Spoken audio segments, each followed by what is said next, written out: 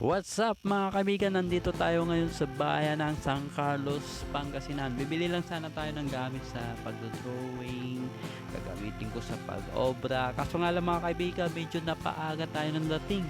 Kaya ngayon mga kaibigan, gagala muna tayo at papakita ko sa inyo mga kaibigan yung iba't ibang klase ng hayop na pwede nating mabili dito sa bayan ng San Carlos. At hindi lang yung mga kaibigan, may mga magagandang halaman din at tiyak mga kaibigan magugustuhan nyo. Tara!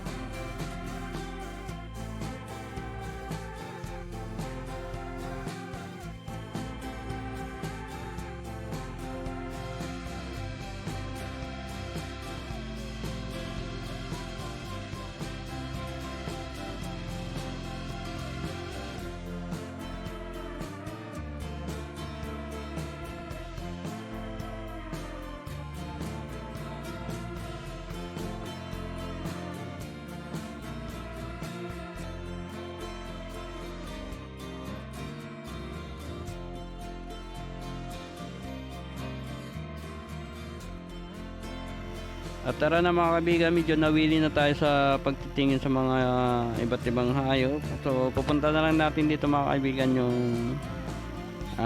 mga iba't ibang halaman naman. Yan. Sarap. Sarap sa paningin. Sarap sa mata.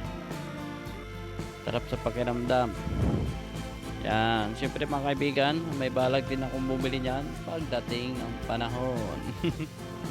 So, salamat na lang mga kaibigan sa inyong panonood ng aking YouTube channel mga kaibigan. Pa-subscribe na rin, pa-like and share na lang mga kaibigan. Hanggang sa muli mga kaibigan, salamat!